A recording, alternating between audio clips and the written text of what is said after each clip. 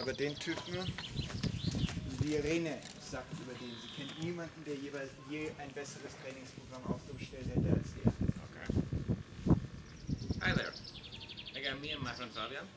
Today we are going to do something that at first looks like a boxing or kickboxing or Thai boxing or MMA, but we will see how that relates to the Hubud Lubud.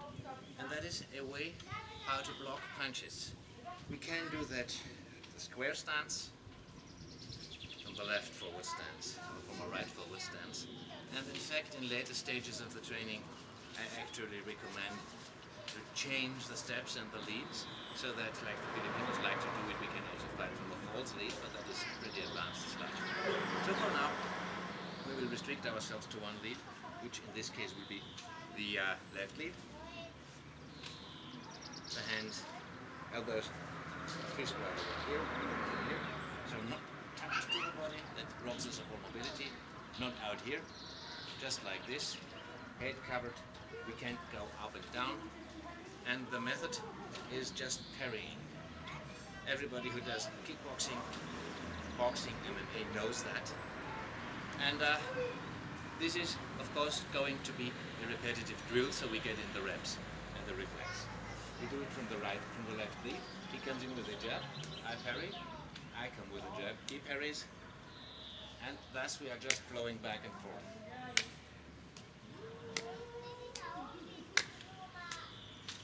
We can go a little bit faster and turn up the heat. And you see, basically, we are just turning our hips, trying to get it. You see, slower.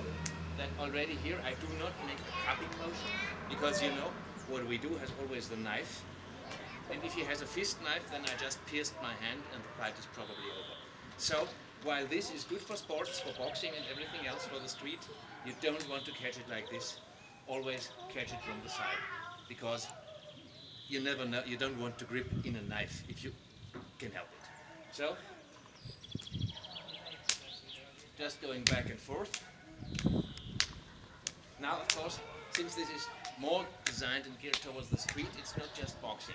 You could also have somebody coming in with an angle 1. Please come in. And I also snap it about. So we don't go for blocking it or something. Right now what we want to do is snap it apart. Part of that is, of course, you will see it probably better from here. If he comes with a wide swing and I try to slap it away, I just slap it on my own head. So this also teaches us when actually to imply a block and or to roll it over us, and when we still can use a snap or a slap. You already saw, we also imply, come again, going behind and slapping so I can come forward. So this is also designed to experiment with what actually works for us and what doesn't. Because if you have good mobility in your spine, you may want to employ this, but if you have not so much mobility, then you will have to block it. If he's really stronger, then the Hubud comes into play, because you cannot really stop him. I mean, we are almost the same size and strength. I probably could stop him. If he's wielding a baseball bat, perhaps not so much. So I want to shift that over my head. But that is for later. Right now, we are just doing that slap. And as you can see from the front, I'm doing not much more than this. If he comes with low jabs, we do the same thing. It's the same motion. This is actually, yeah, exactly. So if he comes in, it's just that. And now, if he brings in every now and then a high jab, we are just rolling and slapping it out of the way and see how well that goes. Of course, the next thing we do, come in slowly, and now go back. We ride the punch in and check that hand. So now this is no longer quite such a smooth flow, because we have an interruption come in. And I come in. Normally he won't let it stay outside there. A strength fighter will draw it back, exactly. So what we do is we ride it back and have a check on both hands so far. Again. And we just want to catch him somewhere here.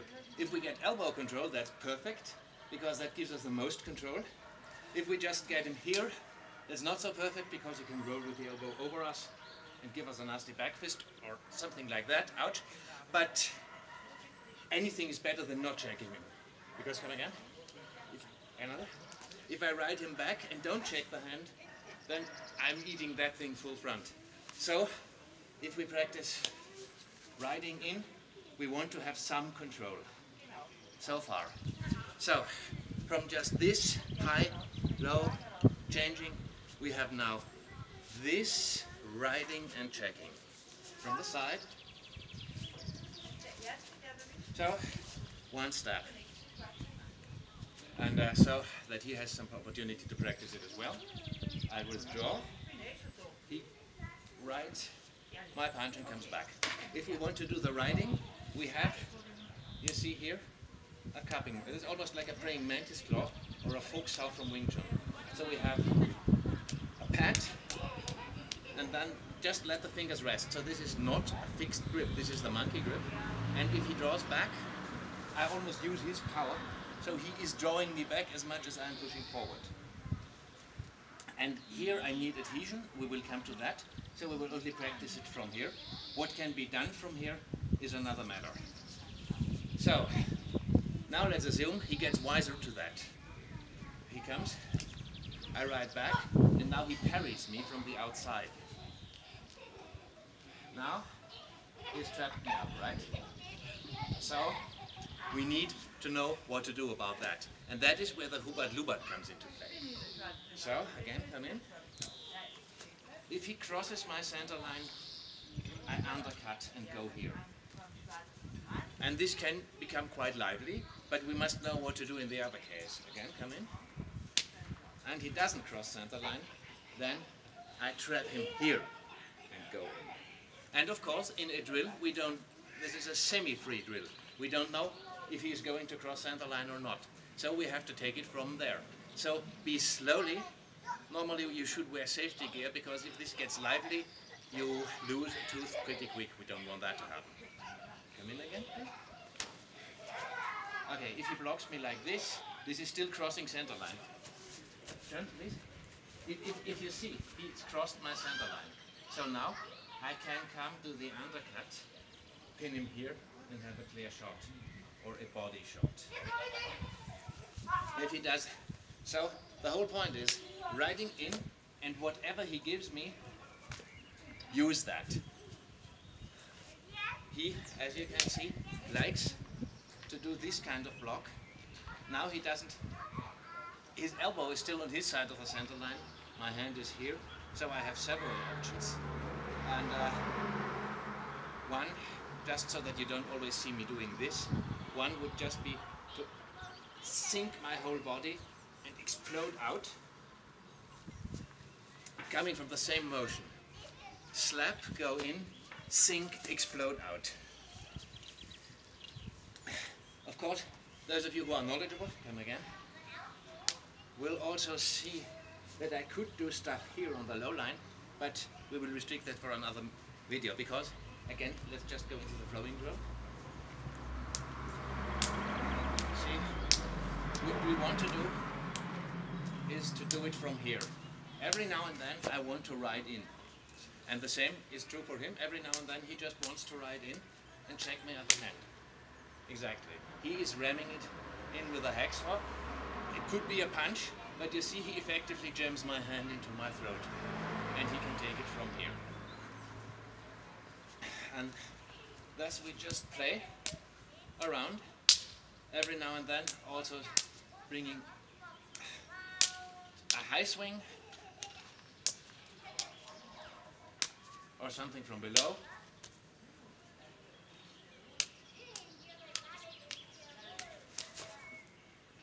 As you can see, he is open here. He is not crossing center line, so I cannot go from here. So I would have to put him down here. He can do that. So here you see, I could do that, but not very well, and I cannot do the undercut. This is where I really have to apply my complete body weight sinking down but his arms are trapped because this is sinking down and leaning forward, and now I explode out, and when I'm nice, I'm just doing that to his arms. When I'm not nice, I'm of course using a sliding punch right in his throat, and you see this is where it covers his throat and it travels that much with my whole body mass. So that is what we will do on the streets, but if we are nice, of course we will push him on his body frame, on his shoulders. It still packs some push.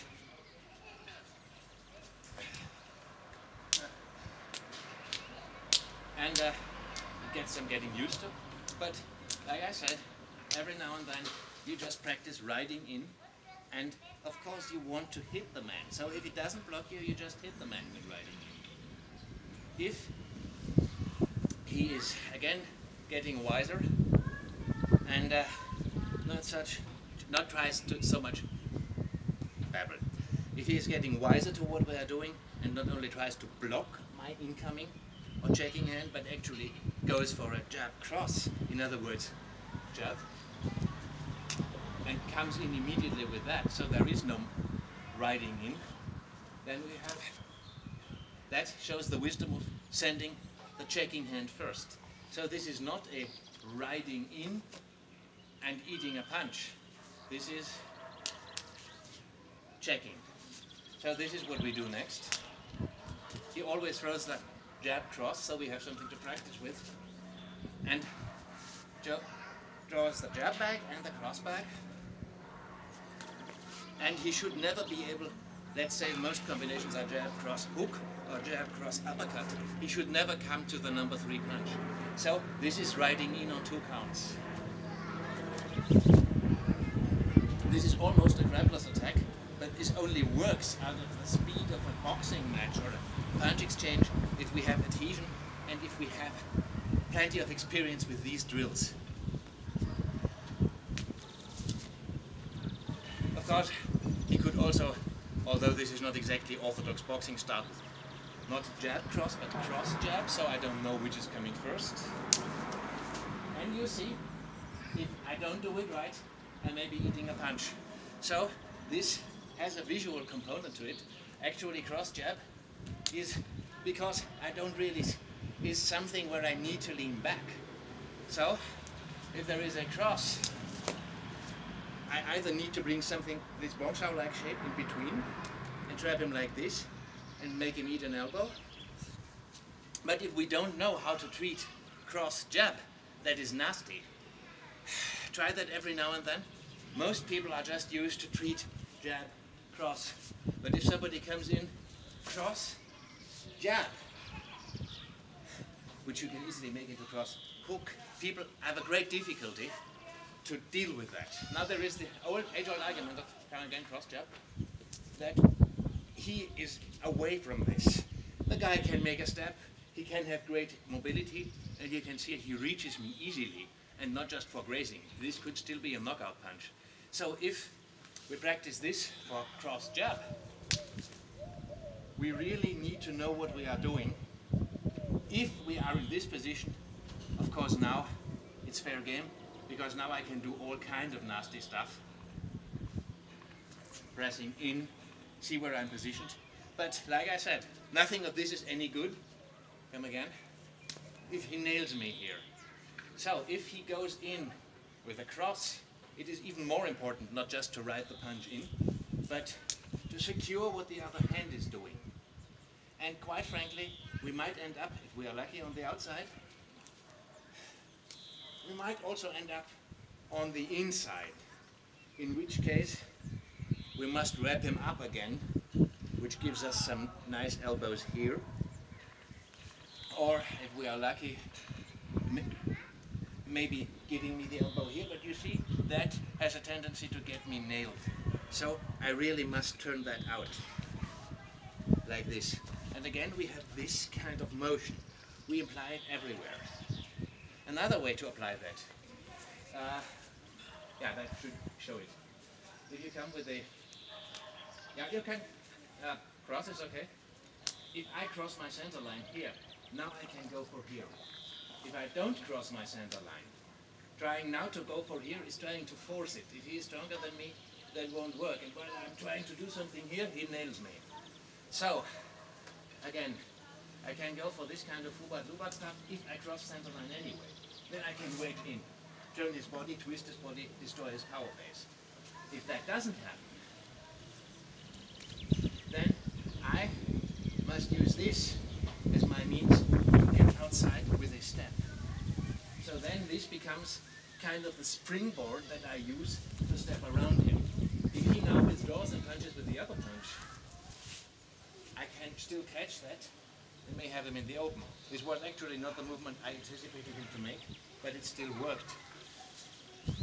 I know this is a little bit chaotic, but this is what you try to implement the Hubud Lubud stuff, which so far was practically human dummy practice, in something that is a little bit more alive and resembles sparring a little more. And you see, we are still not doing much sparring because we are still standing on one spot.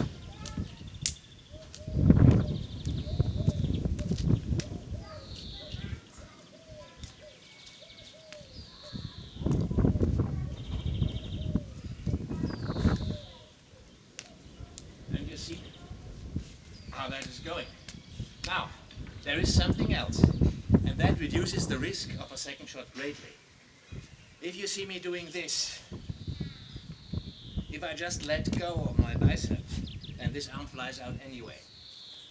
So, if he comes, let's say with a cross, and I just let go of my bicep, then I have pretty much Bruce Lee's intercepting punch. I have this here, now I let fly, and it is just a sliding punch, using better leverage going in here. Chances are he will never get to that second shot, and chances are, if the distance is good enough for me to check it, trap it and go in. So again, from behind, we go in like this. This is the first phase. And of course, this is now the wrong distance. We meet him, stop. And the rest is waiting away. He is going on. And now I stretch. I don't know if you can see that. I will show it from here. Stop! You see how bent his arm still is. But this is now the point. He is committed, he is going on. If he goes on, you see he misses all the mile way to Chicago, and I just need to stretch the arm. There you have it. Just out of this motion, and we don't need to learn any new trick. Just let go of the arm. Works with both arms.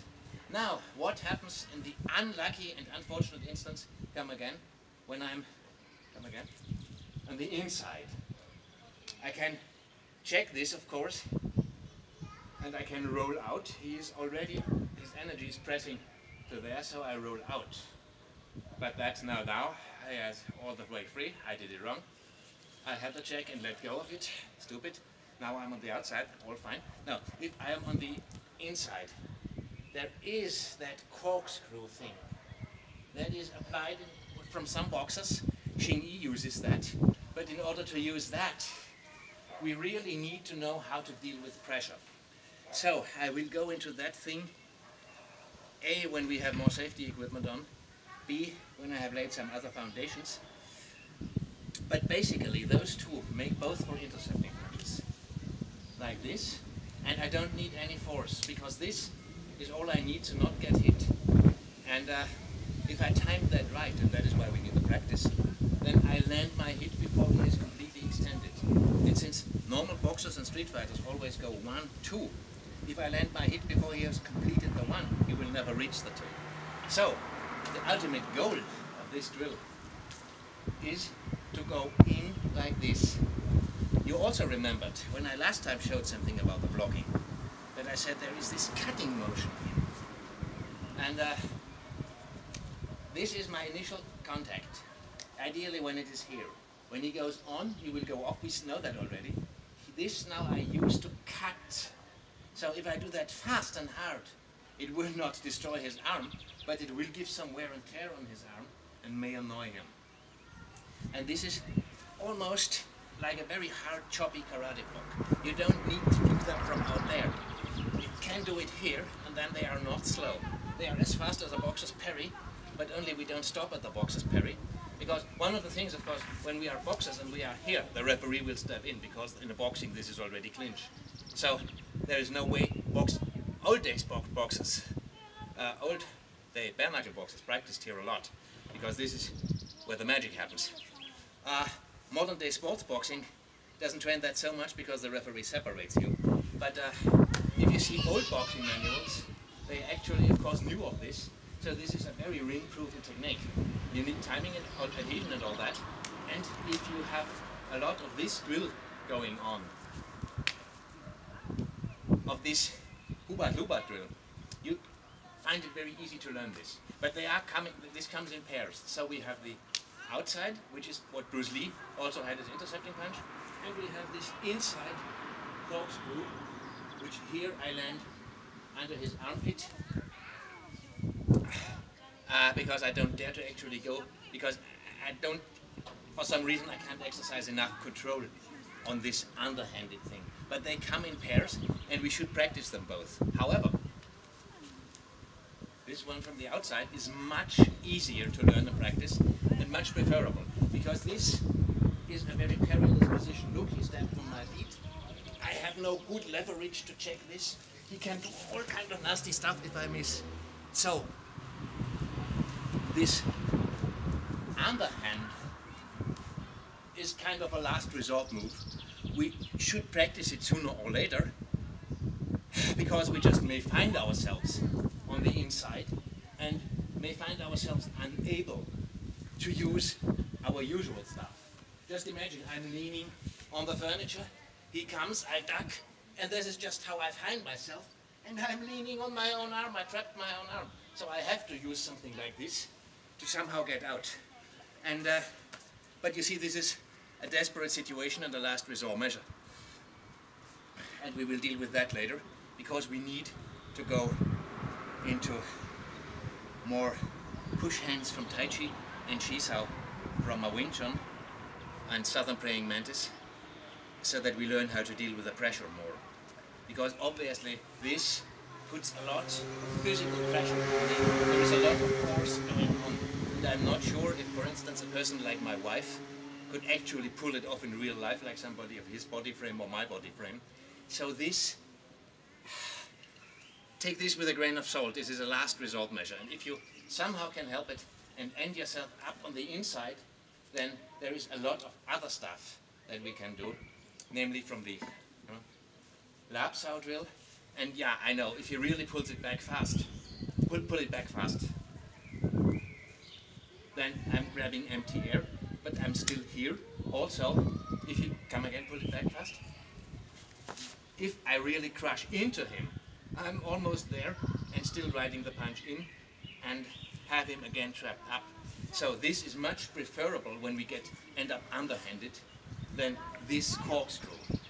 But I just wanted to mention it for the sake of completeness.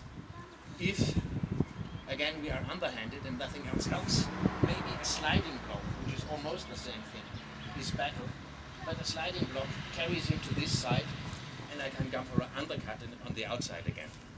So, what we do, if we have really desperate times, and he comes, this is all I get. I want to kind of slow motion. You are way too fast. I want to really show this. And I imagine that this arm is trapped, okay? I meet it, and I want to carry it out. So that now, at least I'm on his outside, where it is much safer for me. To try and really get this punch in, like I said, absolutely last resort. This changes when we do knife. Because, assume he comes in, I go under, I don't need much power. It needs some major damage if this hand wields a knife.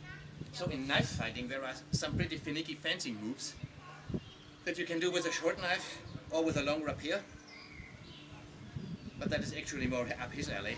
I'm just good with the short knives. But still, as you can see, this is, yeah, I know. Okay. So, just so you know, this is not a knife, it's a bottle opener. It's a bottle opener, but a pretty nifty one. So, for a moment, let's assume he comes in, and I do this. Of course, as you can see, the blade is right at his vital parts, so that is a game changer. but it is still not exactly the most intelligent move you could do. But like I said, since I'm going now for the intercepting punch,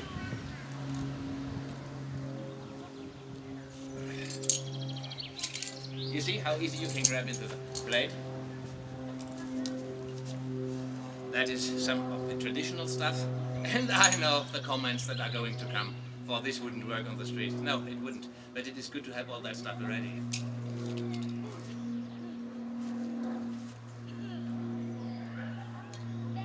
That is what I would do. And also, I will go into the knife shortly because we have almost assembled everything we need for knife defense. But since we are at it now anyway, you see that is the beauty of unplanned stuff.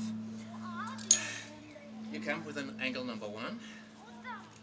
You go in like this, you meet it with this side.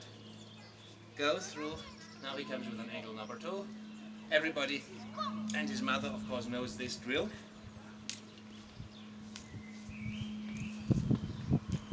Like I said, I recommend practicing it with a magic marker, because only afterwards when you do it with a magic marker, you will know just how many times you got stabbed and ripped. If he now comes in with a straight, every now and then, it is the same movement. So what I recommend, you see, did you see that? I made it wrong and he just cut me here. All the good stuff is cut open. The other time he cut me here, not quite as bad, but still bad enough.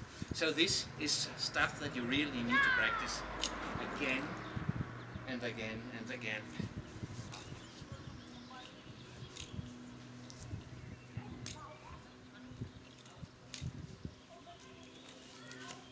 And try to go in for the control every now and then. But that is yet ahead. Let us recapitulate what we have done. We have done, without the dangerous weapon please. We have done the drill where we just exchanged blows and parries, where one side perhaps only attacked and I just did parries high and low.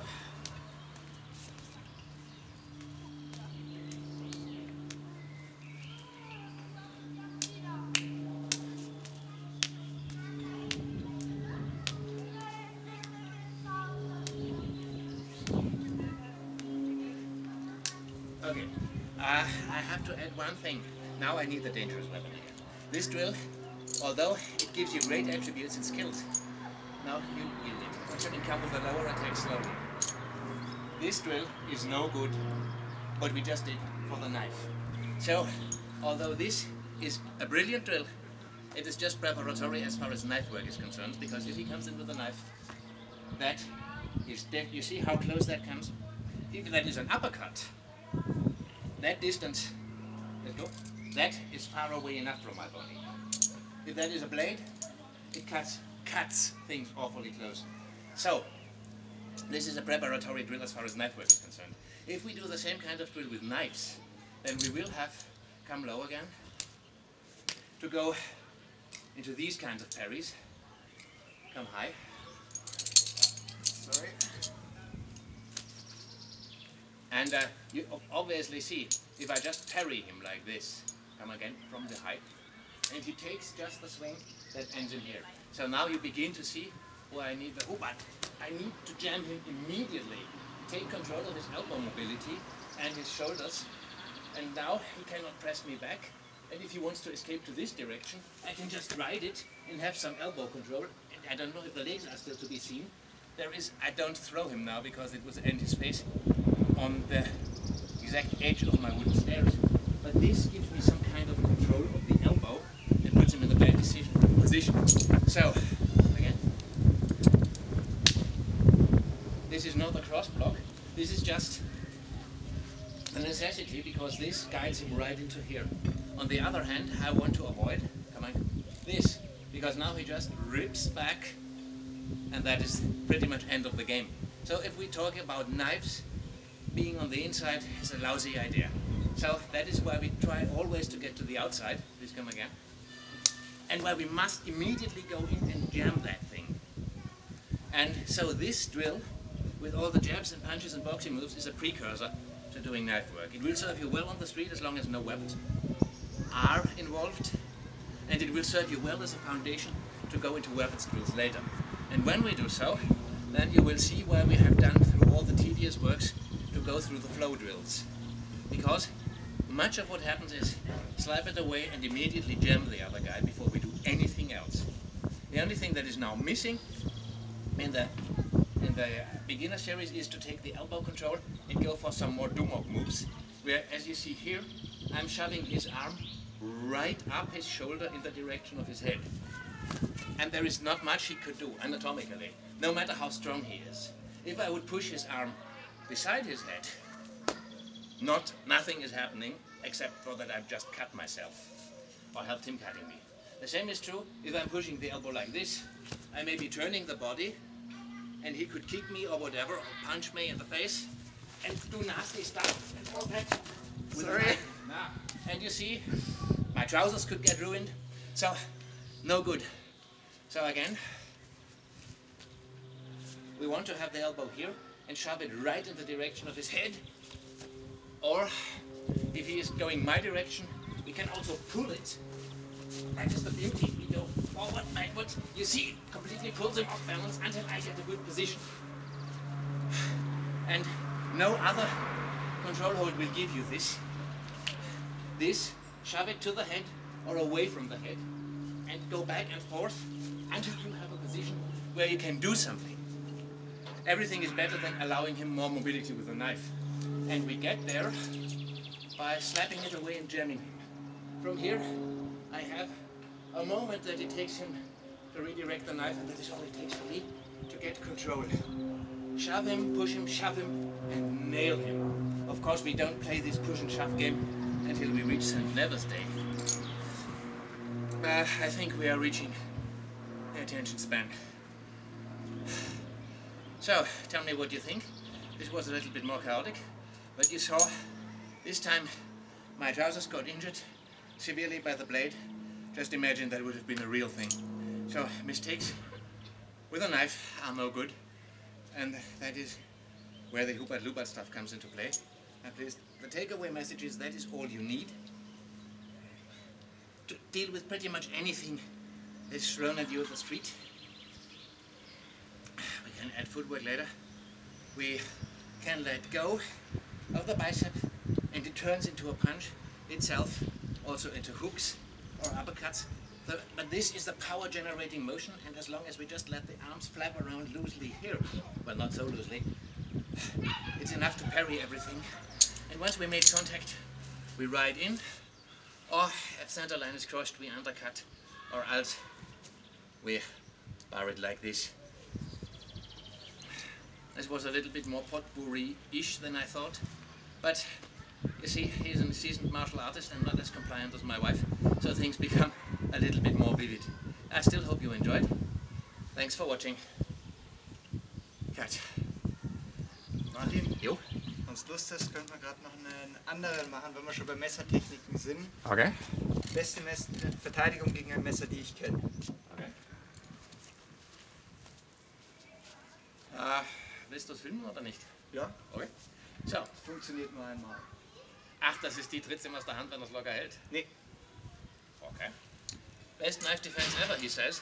not best knife defense ever, but so far everyone I've tried it on, it always works. So we're presuming that No matter what the grip? situation now, Saber grip or ice pick grip? doesn't matter. Okay. You want my money, so you say, Hands up, give me your money. okay, it's cool. Get the money here. I cut him, but I get the point. If you practice this and really go in ruthlessly, this actually might work. But like he said, Yeah. this is a one-time only technique. And so far, I've tried this with my martial arts teacher. I actually took him down with that one. So, if you have protective gear and can go a little bit more ruthless, that might be worth a try. Of course, this presumes a mugging situation. You know, I'm more concerned with the casual assassination attempt, where a very little reaction time is all you have.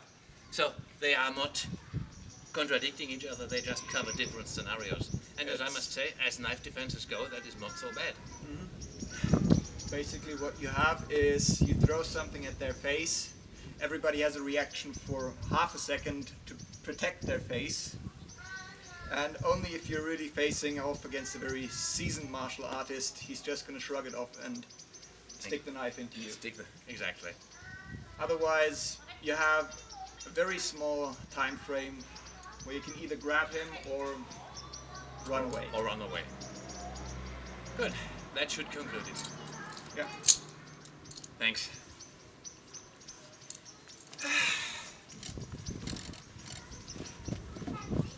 So, just how much was that?